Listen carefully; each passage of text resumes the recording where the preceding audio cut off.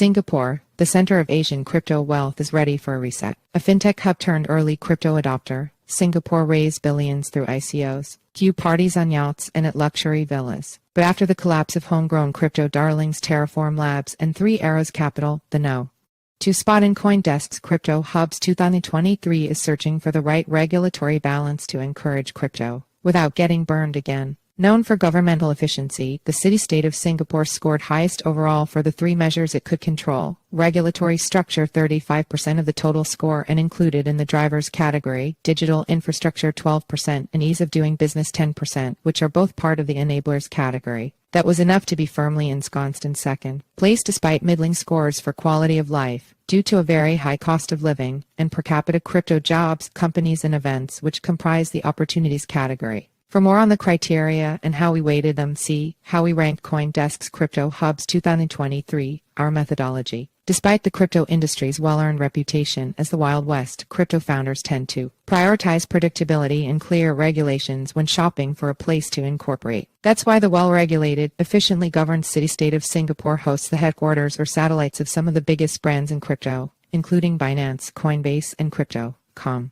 But after the spectacular failures of its homegrown darlings Terraform Labs and Three Arrows Capital plunged the ecosystem into crypto winter, Singapore's crypto community is licking its wounds and beginning to look to the future. Singapore still has a strong reputation. It received the most mentions for best crypto hub in a select CoinDesk survey sent to about 36 globetrotting crypto professionals this spring. The red dot has all the ingredients of a strong crypto hub, with the highest rating in the world for digital infrastructure as measured by the Tufts/Fletcher Digital Evolution Index and second highest ranking in the World Bank's Ease of Doing Business Index. It is the most competitive fintech hub in the Asia-Pacific region, according to the 2023 Global Financial Centers Index, edging out Hong Kong, and a regulatory leader for crypto. In 2020, the Monetary Authority of Singapore, MAS, passed the Payment Services License Act. There were all these companies that were all rushing to Singapore to apply for the license because it was actually the first regulator in the region that had a proper digital assets licensing framework, said Pamela Lee, head of APAC sales at Talos, developer of institutional-grade technology for digital asset trading. Read Crypto Hubs 2023, where to live freely and work smart. Prakash Somasundram, founder of Engine Starter, a blockchain-based crowdfunding platform for early crypto projects, described having had a front-row seat to the Singaporean crypto scene since 2015.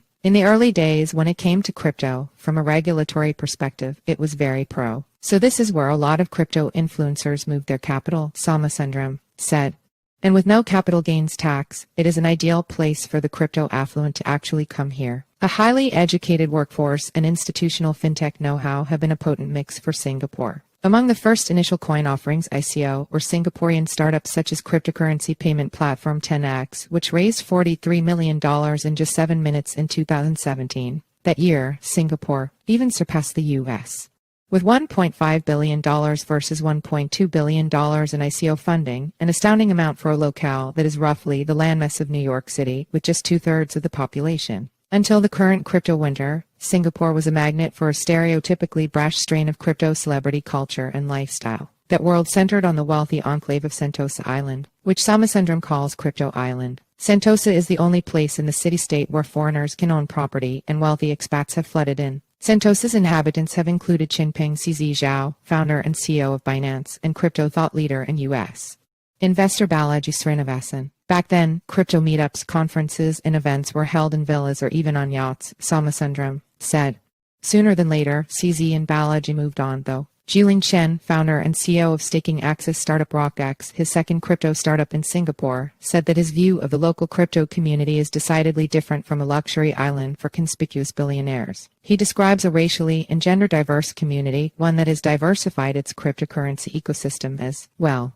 In addition to the ICOs, Singapore had one of the earliest ethereum communities, he said. When you go to near meetups or Solana, you see different people at each. There's a strong fan base for a lot of different token projects. The residents of Singapore come from around the world, with roughly 30% of the population non-citizens or expats. Singapore's years of being a fintech hub attracted talent from all over the Asia-Pacific region, Chen said. We find it's reasonably attractive to find good talent here. Indeed, Chen said his 40 employees represent 8 different nationalities. We don't want to be seen as crypto bros, said Lee, who is on the Women in Blockchain Committee of the Blockchain Association of Singapore. I don't think that that's the mindset that Singapore really wants to build. What we want to be is a fintech hub that has a very innovative environment for people to collaborate and grow together. As Singapore resets itself, both the MAS and crypto investors are a little more wary than before. The government-owned conglomerate and VC Temasek Holdings reportedly wrote off $200 million in losses to Sam Bankman-Fried's now-defunct FTX. While Chen said Singapore is maintaining its commitment in terms of promoting blockchain, he acknowledges that there is tightening on the banking side with more attention paid to know your customer and anti-money laundering measures. The cautious posture may drive the crypto affluent to move to Dubai and Hong Kong, said Somasundram, where recent pro-crypto regulations are attracting companies and VC funding. He said he is moving his engine starters tokens from an offshore entity to Dubai and has applied for the first phase of the startup's license there. We are losing our lunch to Hong Kong and Dubai, Somasundram said. Both Chen and Lee say that although momentum may be moving toward Dubai and Hong Kong as hot spots, Singapore is not losing ground to them. Because of how comfortable we are in Singapore, it's actually not so easy to move an entire business that has been set up here to Hong Kong, Lee said. You would rather just stay here and set up a smaller office somewhere else. In any case, Singapore is wildly better positioned in the crypto regulatory space than the world's top financial hub, New York City. Earlier this month, Cameron and Tyler Winklevoss, co-founders of crypto exchange Gemini, announced that it would increase the headcount of its Singapore outpost to over 100 compared to a reported 500 employees worldwide at present. Our Singapore office will serve as a hub for our larger APAC operations, Gemini stated in a blog post. We believe that APAC will be a great driver of the next wave of growth for crypto and Gemini.